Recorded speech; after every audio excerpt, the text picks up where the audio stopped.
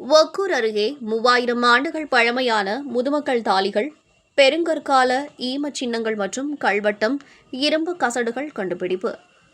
கருப்பு கல்லில் காந்தம் ஒட்டுவதை பார்த்து இளைஞர்கள் வியந்தனர். சிவகங்கை மாவட்டம் ஒக்கூர் அருகில் உள்ள பெரவலூர் கிராமத்தின் வடபகுதியில் கடம்பன்குடி கண்மாய்க்கு தெற்கு பகுதியில் பறந்து விரிந்த ஒரு மேட்டுப்பகுதியும் அதன் அருகில் வறண்ட நிலையில் ஒரு ஓடையும் காணப்படுகிறது. அங்கு மேற்பரப்பில் ஏராளமான கல் வட்டங்களும் ஈமத்தாளிகளும் காணப்படுகின்றன. மண் அரிப்பு காரணமாக பெரும்பாலான ஈமத்தாளிகள் வெளியில் நன்கு தெரிகின்றன. மேலும் அதிகமான கல் வட்டங்களும் குத்து கற்களும் காணப்படுகின்றன. மேலும் ஆங்காங்கே உடைந்த கருப்பு சிவப்பு நிற பானை ஓடுகளும் இரும்பு கசடுகளும் குவாட்ஸ் வகை கற்களும் காணப்படுகின்றன. இதனையடுத்து இக்கிராமத்தைச் சேர்ந்த அழகப்பா அரசு கலைக்கல்லூரியின் முன்னாள் மாணவரும் பெரவலூர் கிராமத்தைச் சேர்ந்த சரவணன், அஜய் மற்றும் அவரது நண்பர்கள் மதிச்செல்வம், செந்தூர், பாலசுப்பிரமணியன், மணி ஆகியோர் அழகப்பா அரசு கலைக்கல்லூரியின் வரலாற்றுத்துறை இணை பேராசிரியர் முனைவர் வேலாயுத ராஜாவிற்கு தகவல் கொடுத்தனர். அவர்கள் கொடுத்த தகவலின் அடிப்படையில் அந்த பகுதியில் பேராசிரியர் கள ஆய்வு மேற்கொண்டார். அப்போது இது பெருங்கற்கால ஈமச் சின்னங்கள் மற்றும் கல்வட்டம் என்பது கண்டுபிடிக்கப்பட்டது. இவை 3000 ஆண்டுகளுக்கு முற்பட்ட பெருங்கற்கால ஈமச் சின்னங்களாக இருக்க சாத்தியக்கூறுகள் உள்ளன என்றும், இறந்தவர்களை புதைத்த இடத்திலோ அல்லது அவரது எலும்புகளை புதைத்த இடத்திலோ பெரிய கற்களை கொண்டு எடுக்கப்பட்ட ஈமச் சின்னங்களை பெருங்கல் சின்னங்கள் என கூறுகிறார்கள். ஏனெனில் பெருங்கற்காலத்தில் மனித எலும்பு சிதைவுகள் மற்றும் கல்லறை பொருட்கள் பெரிய மண்பானைகளில் வைக்கப்பட்டு மூடியால் மூடப்படும். சில நேரங்களில் அதன் மேல் கல் மற்றும் கல் குவியல் அமைக்கப்பட்டது.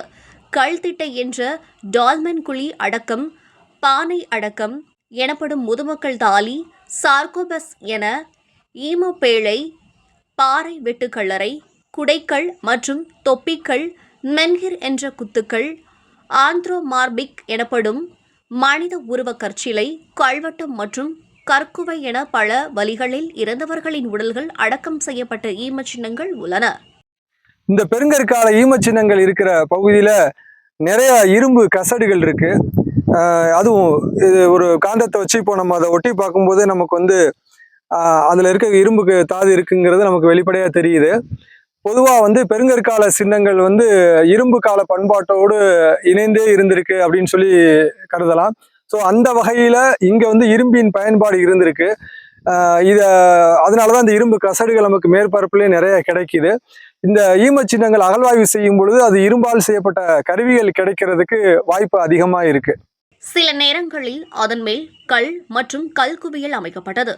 கல் திட்டை என்ற டால்மென் குழி அடக்கம், பானை அடக்கம் எனப்படும் முதுமக்கள் தாலி, சார்கோபகஸ் என்ற ஏமப்பேழை, பாறை வெட்டுக்கல்லறை, குடைக்கள் மற்றும் தொப்பிக்கள், மென்ஹிர் என்ற குத்துக்கள், ஆந்த்ரோமார்பிக் எனப்படும் மனித உருவ கற்சிலை, கல்வட்டம் மற்றும் கற்குவை எனப்படும் பல வகைகளில் இறந்தவர்களின் உடல்கள் அடக்கம் செய்யப்பட்ட ஈமச்சின்னங்கள் உள்ளன. இப்படி தொன்மையான பெருங்கற்படை சின்னங்கள் தமிழகத்தில் 1000க்கும் மேற்பட்டவை உள்ளன. இவற்றில் 100கணக்கானவை அகழாய்வு செய்யப்பட்டுள்ளன. தமிழகத்தின் ஆதிச்சநல்லூர், சானூர், கொடுமணல், தாண்டிக்குடி, பொருந்தல், மயிலாடும்பாறை போன்றவை அவற்றுள் குறிப்பிடத்தக்கவை. பெருங்கற்கால நினைவு சின்னங்கள் தென்னிந்திய இரும்பு கால பண்பாட்டின் ஒருங்கிணைந்த பகுதியாக கருதப்படுகின்றன. இங்கும் இரும்பை உருவாக்கி கருவிகள் செய்யப்பட்டிருக்கலாம். ஏனெனில் பெரவலூரில் உள்ள இப்பகுதி இரும்பு கசடுகள் கிடைத்திருப்பது குறிப்பிடத்தக்கது. இப்பகுதிக்கு அருகிலேயே பெருங்கற்கால மக்களின் வாழ்விட பகுதியும் அமைந்திருக்க வாய்ப்புள்ளது. இவை குறித்து சிவகங்கை மாவட்ட தொல்லியல் துறைக்கு தகவல் தெரிவிக்கப்பட்டுள்ளதால் இப்பகுதியில் விரிவான ஆய்வு செய்வதன் மூலம் மேலும் அதிக தகவல்கள் தெரிய வாய்ப்புள்ளது என அவர் தெரிவித்தார். இப்பகுதியில் ஆற்றங்கரை ஓரத்தில் வட்டமாக கல் இருப்பதும் குத்துக்கள் பதிந்து இருப்பதையும் பார்த்த இளைஞர்கள் உடனடியாக வரலாற்றுத்துறை ஆசிரியருக்கு தகவல் தெரிவித்தது பாராட்டுக்குரியது எனவும், உடனடியாக இந்த இடத்தில் அகழ் ஆராய்ச்சி செய்ய வேண்டும் எனவும் வேண்டுகோள் வைத்தனர். இது ஒரு கல்வட்டம் சார். நடுவுல அந்த தாலியை வச்சு அதுக்கு மேல கற்களை குமிச்சு வச்சு சுத்தியிலும் இது போன்ற கற்களை எடுத்து வைப்பாங்க. இது ஒரு சில இடங்கள்ல ஒரு வடிவமா இருக்கக்கூடிய கற்கள் கிடைக்கும். இல்லாட்டி இங்க என்ன கல் கிடைக்குதோ அதை வச்சு இந்த பொதுமக்கள் கல்வெட்டம் அமைக்கப்படுறது வழக்கம். ஸோ இது ஒரு கல்வெட்டம், பெருங்கற்காலத்தை சேர்ந்த கல்வெட்டம் ஒண்ணு. கருப்பு சிவப்பு பானை ஓடுகள் இருக்கு. அதில் அந்த முதுமக்கள் தாலியோடைய வாய்ப்பகுதி உடைந்த நிலையில் இந்த இடத்துல கிடக்குது. பாருங்க, சேஃபாக இருக்கு பாருங்க. இங்கே வந்து பாருங்க, இந்த கல்வெட்டத்தில் இந்த கல் மட்டும் நடுவில் அந்த அந்த அந்த நடுவில் வைக்கக்கூடிய குத்துக்கல் வடிவத்தில் இருக்கு. ஊண்டி வச்சிருக்கிறது பின்னாடி வந்து சாஞ்சி விழுந்துருச்சு இந்த கல் வந்துட்டு. இந்த அந்த கல்ல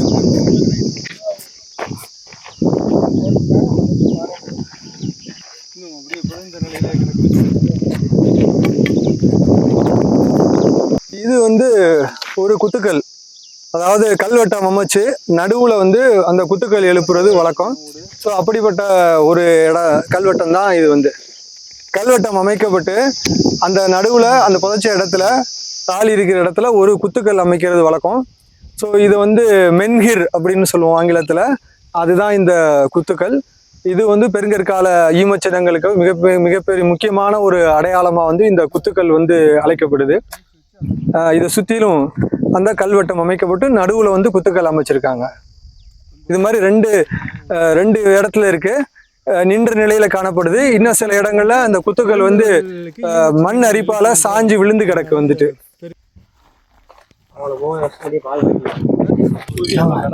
சார் அதை எடுத்துட்டு